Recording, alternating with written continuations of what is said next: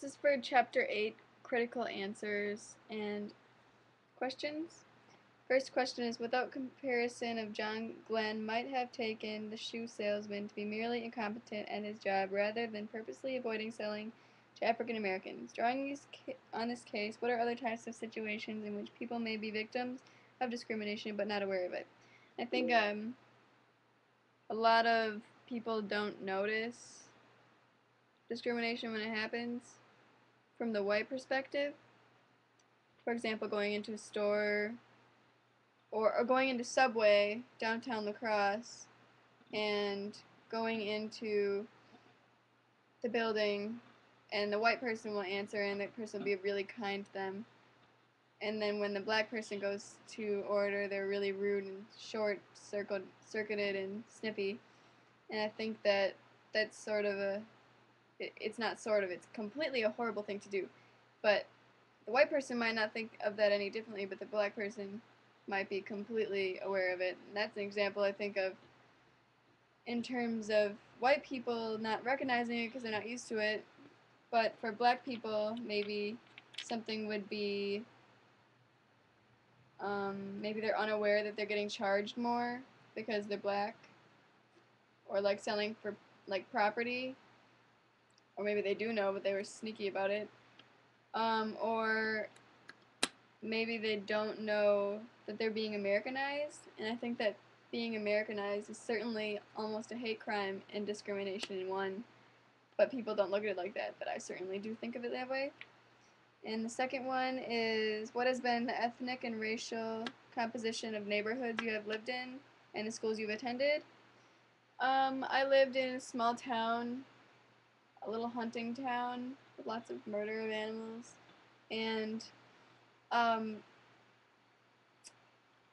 they had a wealthy side of town, a not so wealthy side of town, and then a trailer park where pretty much all the black people lived, but you never really saw them. You didn't even know that there was black people in town until like one of their kids went to school there and then dropped out like 2 months later, which is horrifying. I lived in a low-income part of town after my parents got divorced and my mom couldn't afford anything.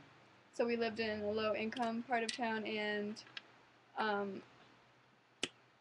it was really scary there. Ooh, sorry. It was really scary there because there was a lot of like drugs and beating. Like I could hear people beating each other on the outside of their walls or on the other side of their walls.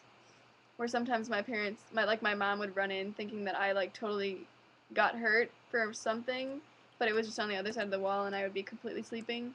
Or smells of like drugs would come through our closets and stink up everything. So people thought that we were doing it, but we were never doing it.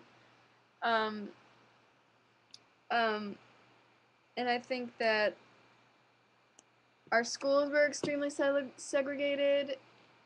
Black people were almost instantly put into special help rooms when they weren't getting any help at all. It was extremely irritating because they were just as smart as everyone else, because history even proves, and history seems to be the all great prover of ontological arguments, that people are equally as intelligent anywhere you go. It's only affected by opportunity. And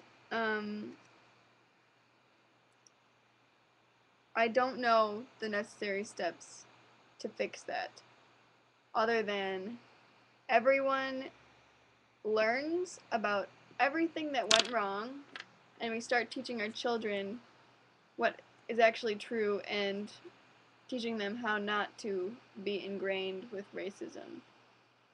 That's pretty far-fetched and extremist. And how are problems in crime, housing, and healthcare interrelated? I think that problems in crime come from problems of housing and healthcare. For example, a child born and raised in a low-income part of town, or a ghetto, or whatever you wish to call it in societal terms, I think that being raised in a place where nothing good is happening will cause you to learn no good, and that will kind of be a chain reaction to what happens to you in your old life, because what you're around, you become.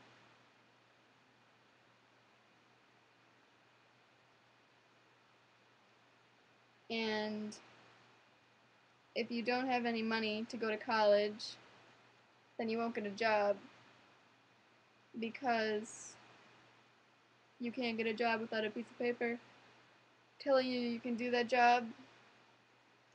And if you can't get a job, then you have no house. You have no house, then you desperately need money to find that house. So how are you going to get that house and that money to get that house? Well, most people turn to drug abuse, and then you get in trouble from there. Then you go into a whole cycle of imprisonment, and obviously then health will go down from there. I mean, there's multiple ways you can look at it. That's some way that I can relate to most because I work with people that are in that cycle of imprisonment. I think it's really important to try and see outside of the box, see that these people aren't bad. They're the same as us. Molecularly, we're the exact same. I think there's like probably at most 5 differences in our genetic DNA. So open your brains and learn and not just listen to what people tell you.